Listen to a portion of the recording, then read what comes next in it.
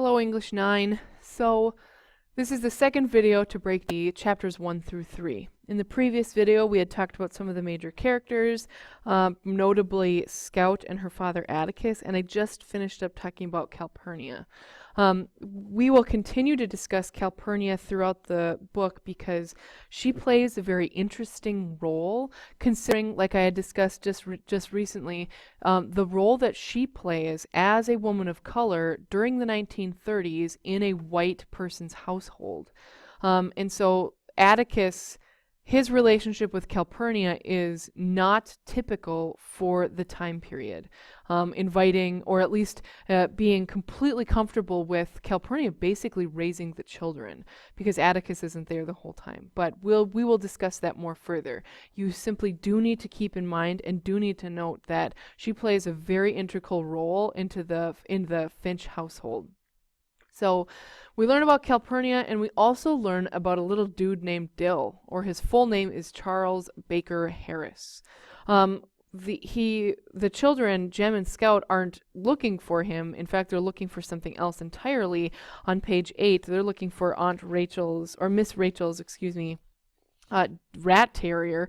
That's what they thought was going to be in the area, but they actually find this dude. So he's this small kid that they weren't expecting, and they don't know who he is.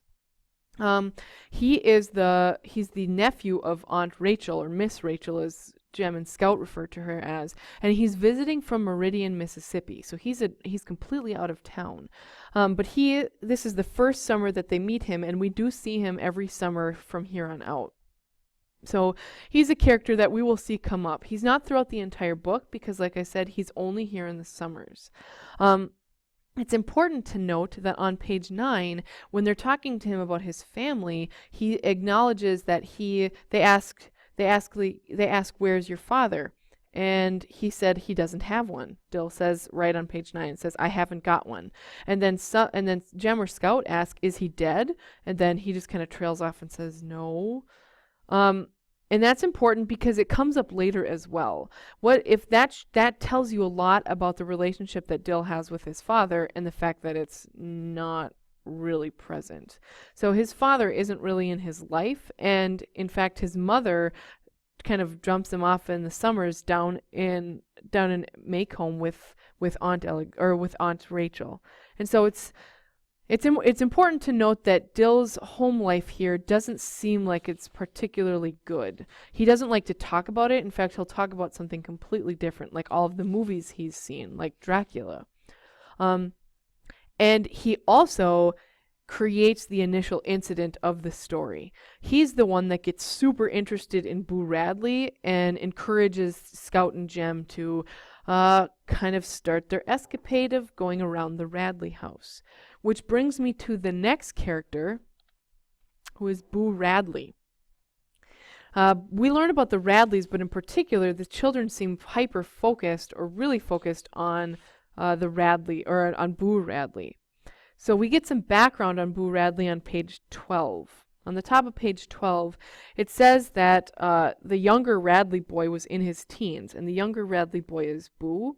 And he became acquainted with some of the Cunninghams out in Old Sarum, an enormous and confusing tribe domiciled in the northern part of the county.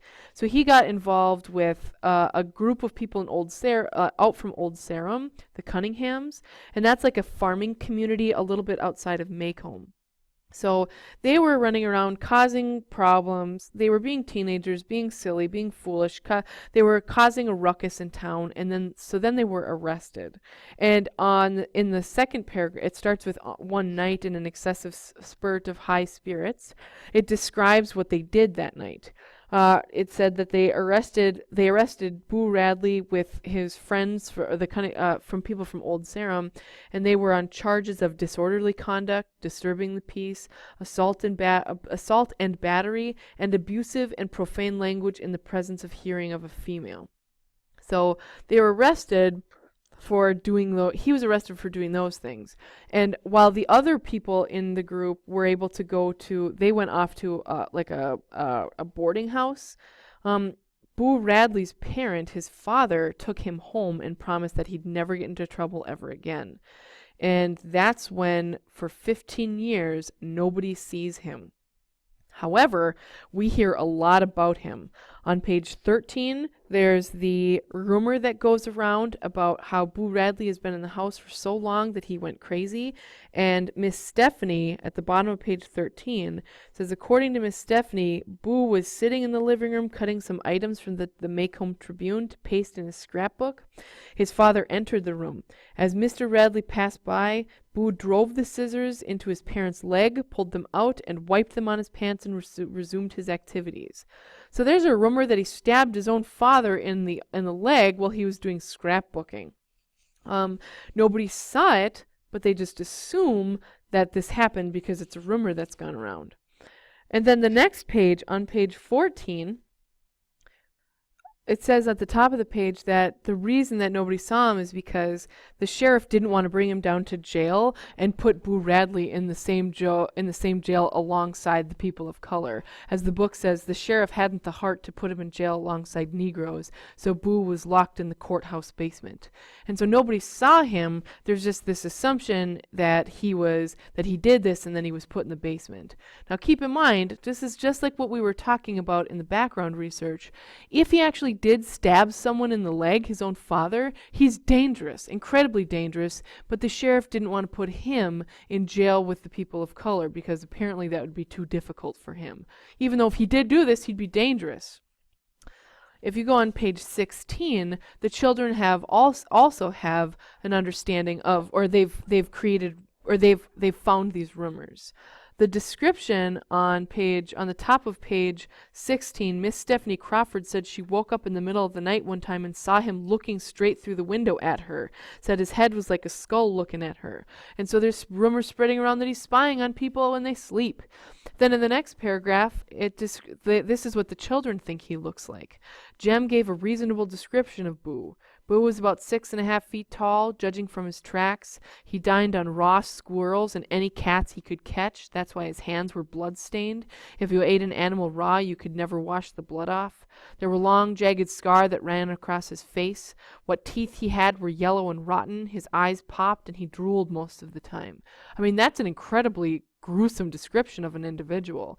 So Boo Radley, who no one has seen, at least there's no evidence that anyone has seen him for 15 years, but there's rumors spread about. People are scared of him. The children believe that he's alive and terrorizes people. But the end of the chapter gives us an idea that he's probably still alive.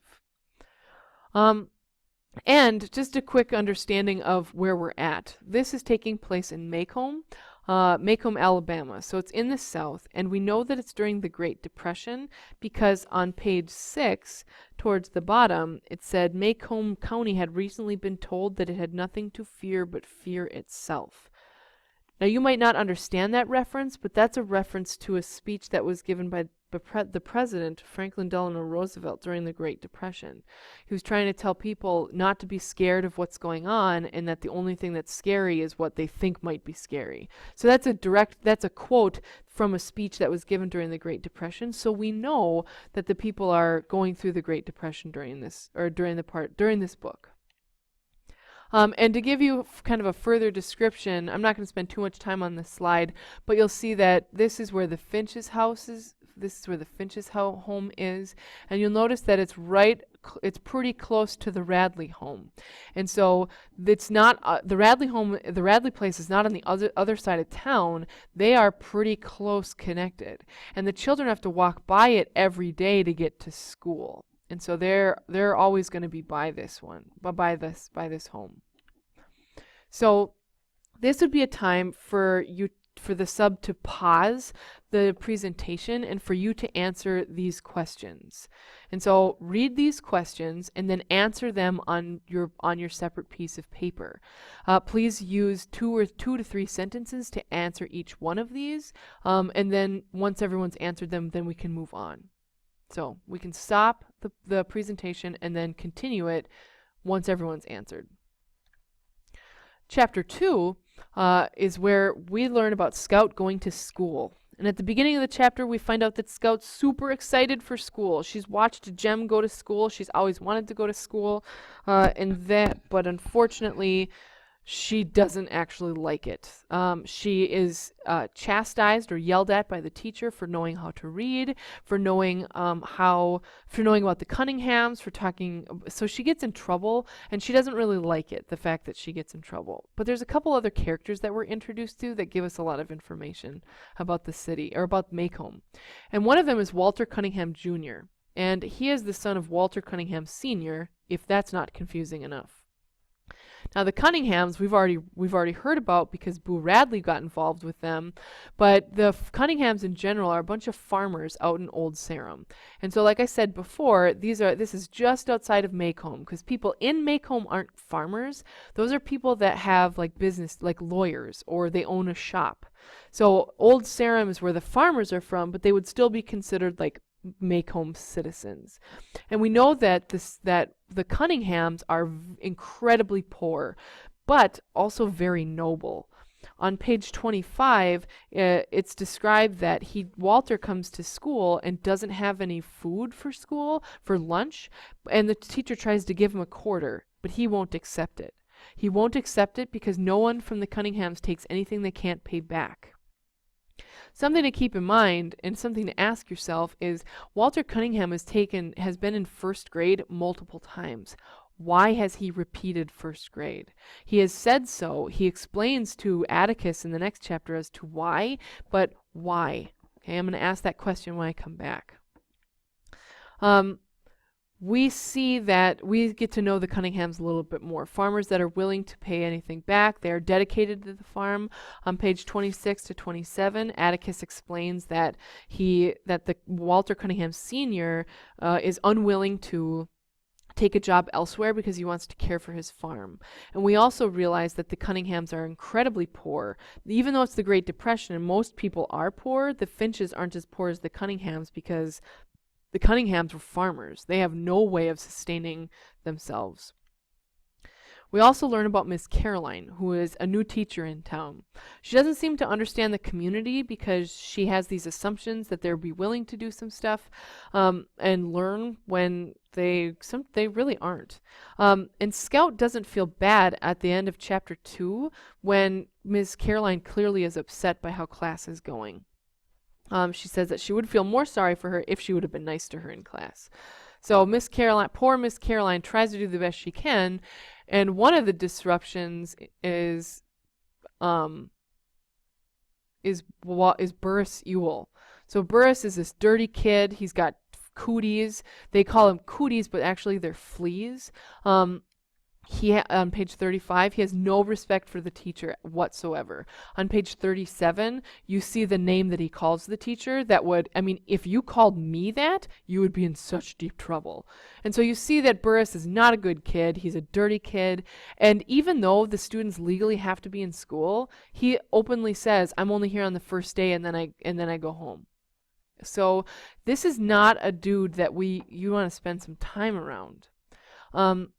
And so, the fourth question that you're going to answer on your sheet, how do we know the Ewell family doesn't value education? So how do we know the family doesn't value education? And how do we know that the Cunningham family does, or at least values it more than the Ewells?